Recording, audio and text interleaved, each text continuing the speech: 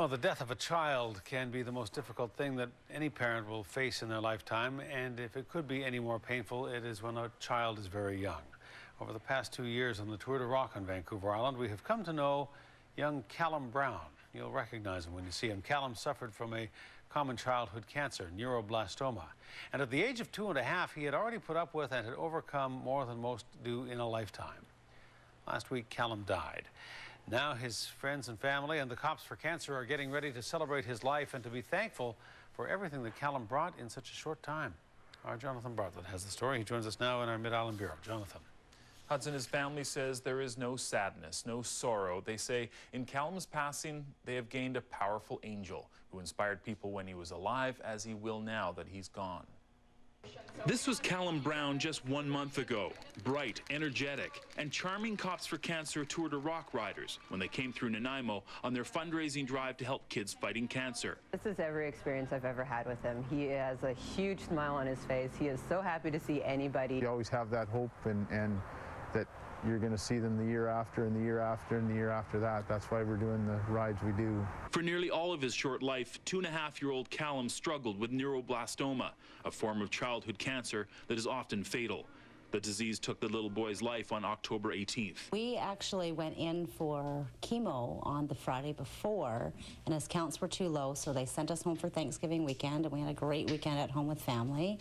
And then we went back the following Wednesday, and they could just tell by his blood work and his numbers that something wasn't right. We had hints that that something was amiss, a little bit of pain in the belly, and we recognized that, but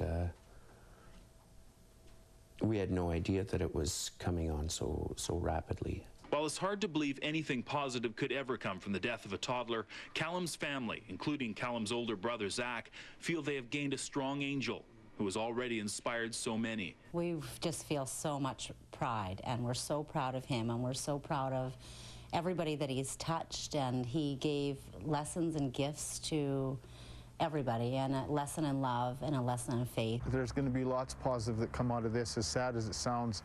You know what, it's just kicked it up a whole bunch of notches for me when it comes to the fundraising for the little guys.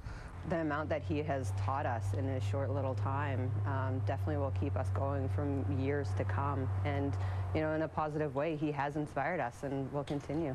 A celebration of Callum's life is planned for this Sunday at Lady Smith Primary School, and people all over the world have promised to release balloons to show Callum how much he was loved. We're going to do a balloon release globally around the world at 4 o'clock Pacific Standard Time, and we have over 9 countries that are involved in releasing balloons at the same time. He was an angel while he was alive, and he'll continue to be with us. Callum Brown will be remembered and will continue to inspire and motivate those who are trying to fight childhood cancer.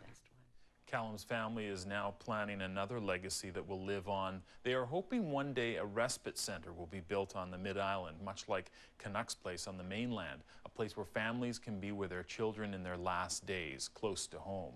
And by the way, that portrait of Callum you saw at the end of the story, where Callum is an angel, that was photoshopped by a complete stranger in Salt Lake City and emailed to the family. Kindness of strangers and kindness from the whole community who have supported this courageous family these last couple of years. All right. Jonathan, thank you. Thank you.